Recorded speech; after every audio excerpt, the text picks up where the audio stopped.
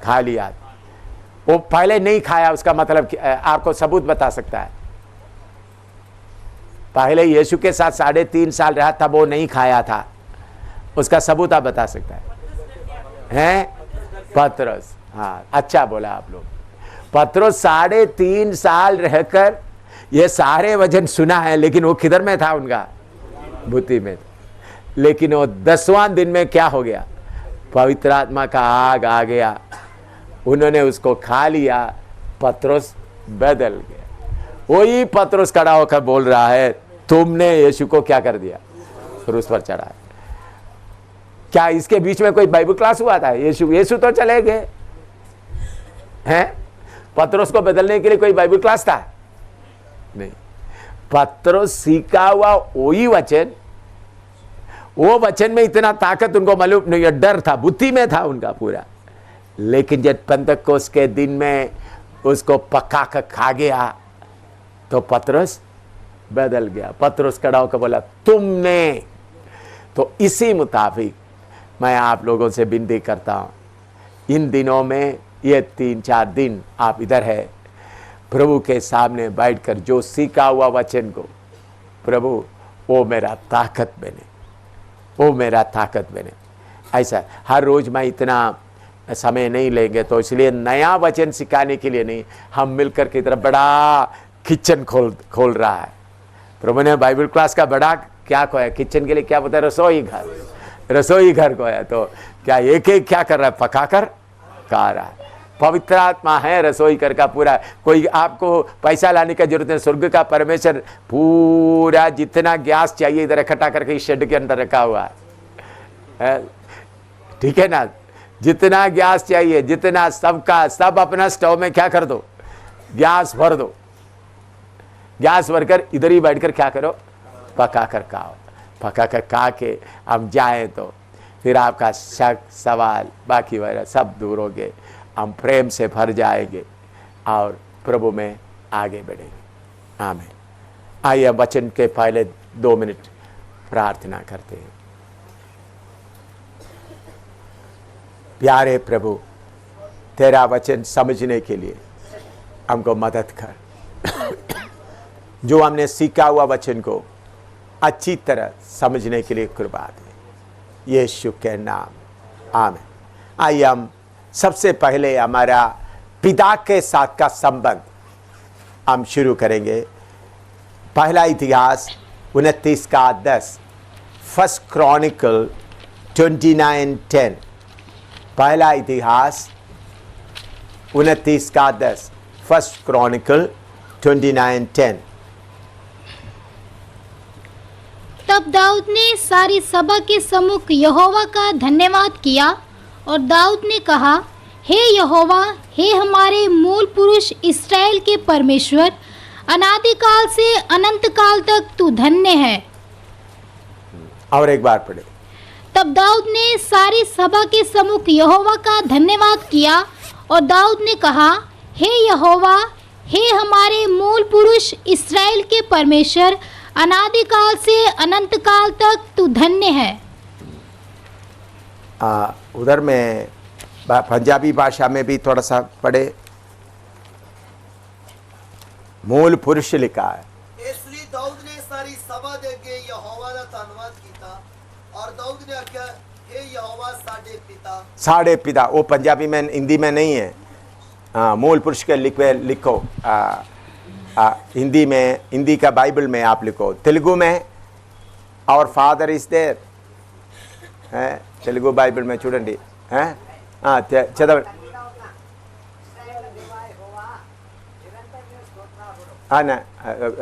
తర్వాత చదవండి।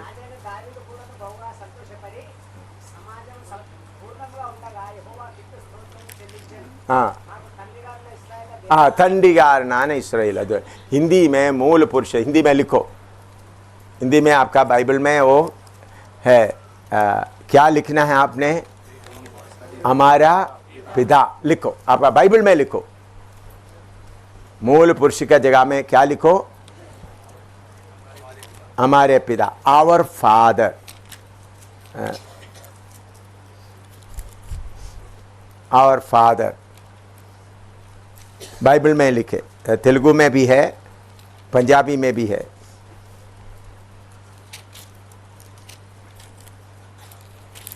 हिंदी में मूल पुरुष करके उसका असली मतलब को हटा दिया, आवर फादर। तो अभी हम इन्हीं दिनों में आज हमारा पिता के बारे में और एक बार पढ़ेंगे। आपको मालूम है हमारा पिता के बारे में हमने पढ़ा है, लेकिन फिर भी आवर फादर,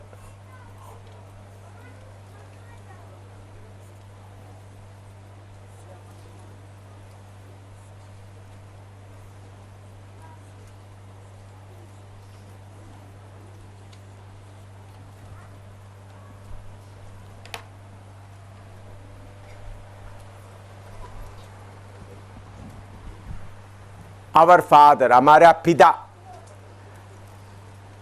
हम सबको मालूम है सर्वशक्तिमान परमेश्वर हमारा पिता है, फिर भी काम में आते समय में या समस्या आते समय में हम इस बात को भूल जाते हैं।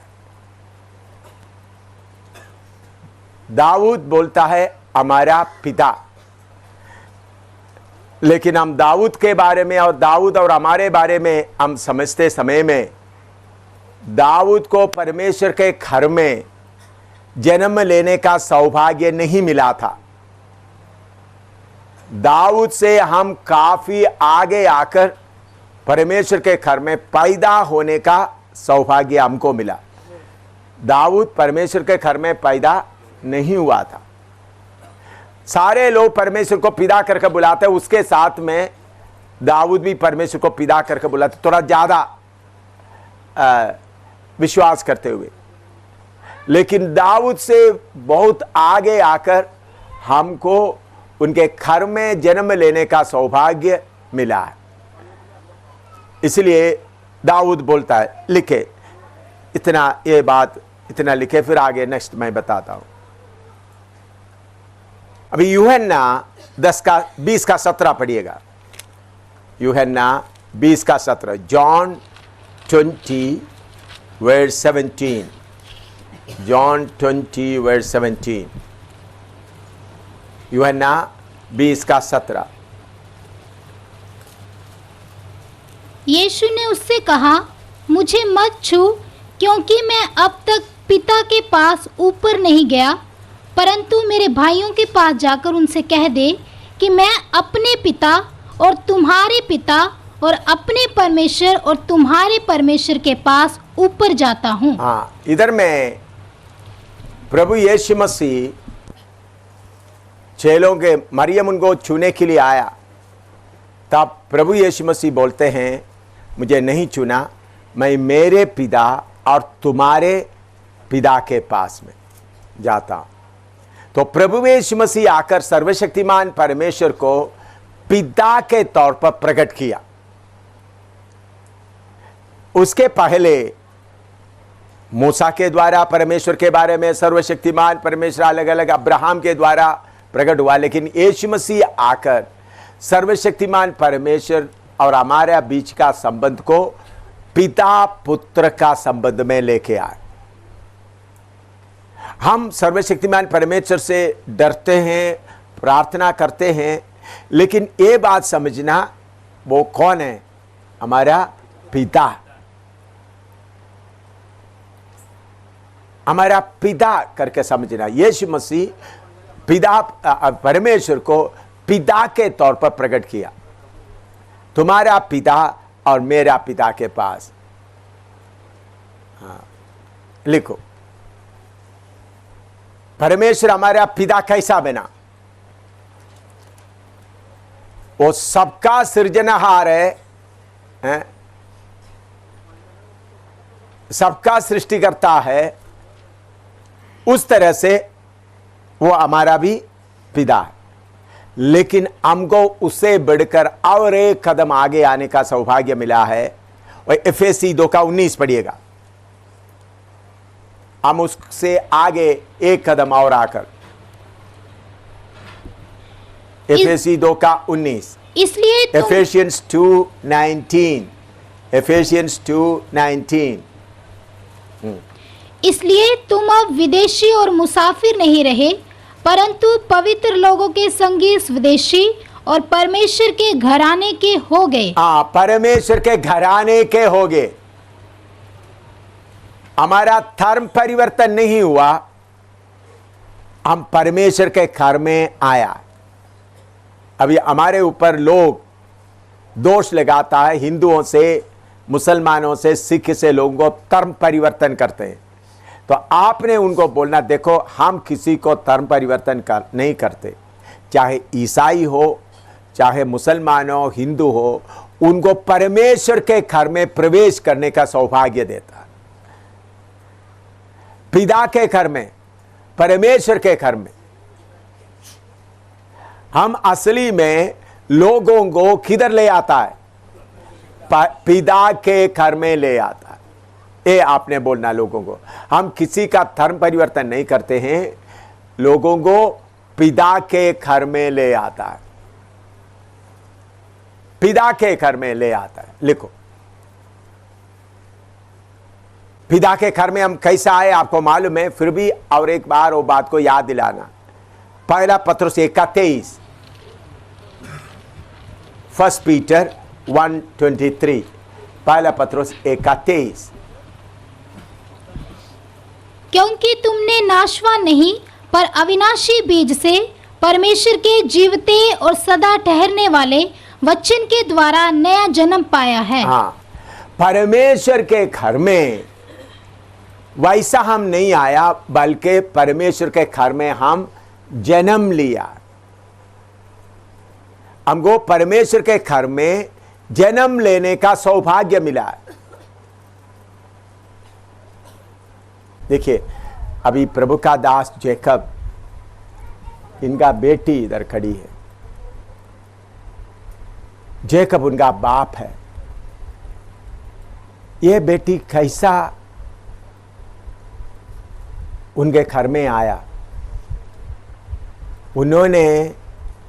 इन्होंने बस स्टैंड में, तरनतारन बस स्टैंड में ऐसा घूमते समय में, अमृतसर बस स्टैंड में घूमते समय, ये बेटी उधर चल रहे थे, 1 पैसा दे, 2 पैसा दे, ऐसा भीख मांगते समय में इनको इस बेटी के ऊपर दया आया। देखो इतना अच्छी बेटी घूम रहा है। इनको बोला, देखो बेटी मेरे घर में आओ, मैं तुमको कपड़ा दूंगा, खाना दूंगा। ऐसा नहीं लाया, बल्कि प्रभु ने इनको दिया हुआ पत्नी के द्वारा इनके घर में जन्म लिया है बेटी।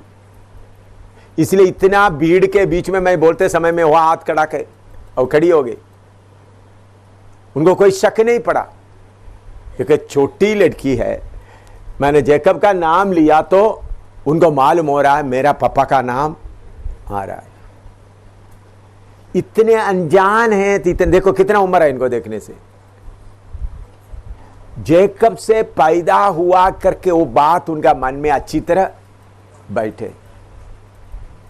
इसी मुताबिक आपके अंदर, मेरे अंदर ये बात बैठना है कि मैं मेरा पिता से जन्म लिया है। बुद्धि में रहने से काफी नहीं। अभी ये बेटी को किसी चीज का जरूरत है, पापा को बोलते हैं, लेकिन मैं सोचता हूं इस बेटी का कपड़े के बारे में, इस बेटी का खाने के बारे में जैकब सोचता है, नहीं सोचता है? सोचता है। मनुष्य होने पर भी अपना बेटी का कपड़े के बारे में, इनको सुबह खाना ब्रेकफास्ट चाहिए, दोपहर को खाना चाहिए, सर्दी आ रहा है इनको कपड़ा चाहिए। बेटी सोचता नहीं है, बाप सोचता है। तो बहुत बार हम घर से बाहर निकल जाता है, फिर हमारा आवारा बन जाता है, बाप से दूर चले जाता है। मैं मेरा पिता से जन्म लिया हुआ हूं। वो कितना भी दूर में है तो भी कोई बात नहीं। देखो अभी जैकब इधर बैठा था, बेटी उधर पीछे बैठे थे। मैंने पहले उनको बोल कर भी नहीं रखा ऐसा तुमको स्टेज में बुलाएगा, ऐसा नहीं बोला मैंने। उन्होंने आकर जय मसीह किया, मैंने बोला बेटी तुम्हारे लिए मैं टॉफी दूंगा, ऐसा बोल दिया।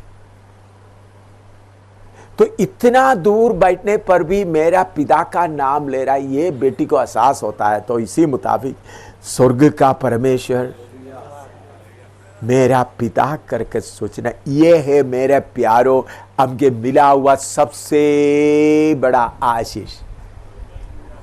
हमारे बारे में चिंता करने वाला, सोचने वाला एक पिता मिल गया। अब ये बेटी के आगे के बारे में भी ये सोचेगा, कौन सा स्कूल में भेजना है, कैसा भेजना है, स्कूल में जाते समय कौन सा जूता चाहिए। ये मांगने का जरूरत नहीं है।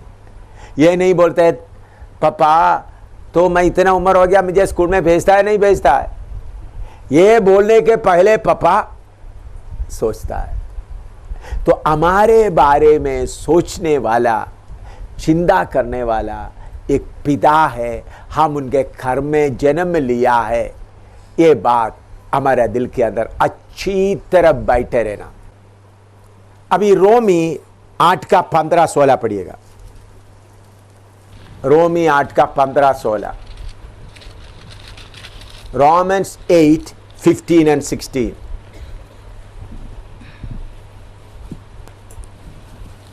क्योंकि तुमको दासत्व की आत्मा नहीं मिली कि फिर भयभीत हो, परंतु ले पालकपन की आत्मा मिली है, जिससे हम हे अब्बा हे पिता कहकर पुकारते हैं। आत्मा आप ही हमारी आत्मा के साथ गवाही देता है कि हम परमेश्वर की संतान हैं। हाँ देखिए, हमको परमेश्वर ने अपना आत्मा भी भेजकर बार बार ये गवाही देता है हम उनके पुत्र हैं, उनके घर में जन्म लिया है। देखिए हम लोग प्रभु की सेवा में निकल आए, लोगों को पिता के साथ में हम दोबारा असली पिता को पहचानने के लिए मौका दे रहा है। तो हम उसको मौका देने के पहले हम खुद पिता को अच्छी तरह पहचाने, पिता का अनुभव करें। कागज में या नाम के वास्ते परमेश्वर नहीं, पिता के साथ का सखी संबंध, मेरे बारे में सोचने वाला, मेरे बारे में चिंता करने वाला पिता है। हमारे अंदर का आत्मा हमको क्या दे रहा है? गवाही दे रहा है हम परमेश्वर का संतान। अभी उसका 17 भी पढ़िएगा। और यदि संतान है तो वारिस भी, वरन परमेश्वर के वारिस और मसीह के संगी वारिस हैं। हाँ, कि जब हम उसके साथ दुख उठाएं तो उसके साथ महिमा भी पाएं। जब हम परमेश्वर का पुत्र है, हम कौन भी है? यीशु मसीह के साथ संगी वारिस है। इसलिए यीशु हमको क्या बुलाता है? यूहन्ना 20 का 17 पढ़ो।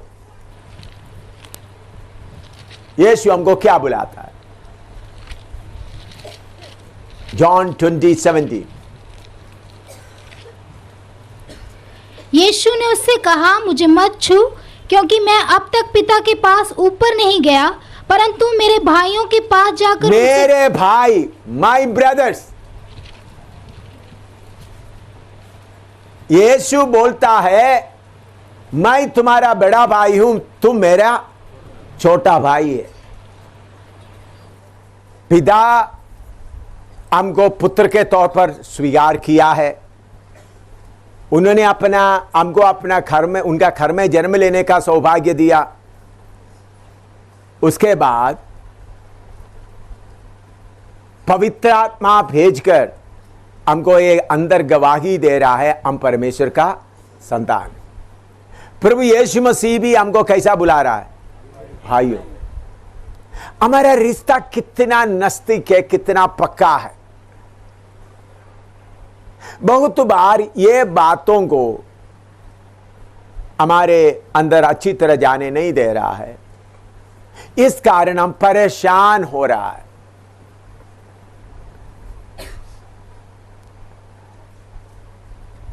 प्रभु यीशु बोलता है मेरे भाइयों के पास जाकर बताओ।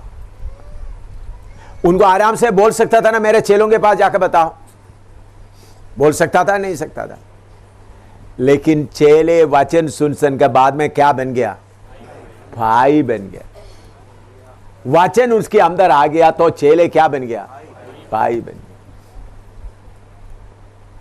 गया। एक खानदान का रिलेशनशिप लाया। ये बात आपके दिल के अंदर अच्छी तरह बैठना। मुझे ये बात बहुत दिलेरी देता है। मेरा बाप मैं दुनिया भर में जाकर देखिए, अभी आप लोग इतने लोग इधर आ रहा है, आप में से आंध्रा से आया, नेपाल से आया, जिनको वापस जाने के लिए किराया, मैंने आपको चिट्ठी में खबर दिया, किराए के बारे में चिंता मत करो। ये टेंट इसी तरह बनाया, खाना हो रहा है, मकान हो रहा है। एक बार भी इधर के इतने लोगों से पूछो, एक बार भी प्रार्थना करो, खर्च बहुत होने जा रहा है, आप लोग प्रार्थना करो, कर खर्च होता है। आप लोग कोई प्रार्थना किया है? क्यों? मेरा बाप है। क्यों? मेरा बाप। मैंने बाप से पूछा नहीं, आप लोगों को बोला नहीं। मेरे बाप को पूछने से आपका मदद का क्या जरूरत है मुझे? बोलो। आप लोग सब मिलकर मेरा बाप के पास बोले ताकि मुझे दे दे। भाई इसका मतलब मेरे अंदर मेरे बाप के बीच में कोई गड़बड़ है। सब आपको समझ में आ रहा है? आप सब मिलकर प्रार्थना करो, मीटिंग का खर्च बहुत हो रहा है, बाइबल क्लास का खर्च बहुत होएगा, आप लोग प्रार्थना करो ताकि मेरा बाप को आप लोग बोल दे। देखो कितने आप मेरे साथ चलते आ रहे हैं, कितने साल से चलते आ रहा है। आप बताओ, एक बार भी मकान का किराए के लिए प्रार्थना करवाया? एक बार भी मीटिंग की जरूरत के लिए नहीं। क्योंकि मैं मेरा और हमको सपोर्ट करने वाला कोई अमेरिका, कोई अंग्रेज या कोई नहीं, तो उन लोगों को भी हम यही सिखाता है। आप लोगों को फोटो लेकर के चलो, हमने इधर में बाइबल क्लास चला रहा है, आप लोग सबको पैसा दो, ऐसा भी कोई धंधा आज तक नहीं किया, कभी करूंगा ही नहीं। तो मेरा बाप जो चाहते हुए देखता है वो ही काफी है। तो मेरे प्यारों, हमारा बाप के साथ का रिश्ता मजबूत करना है। मेरा बाप, ये बात आप खाना है अच्छी तरह से।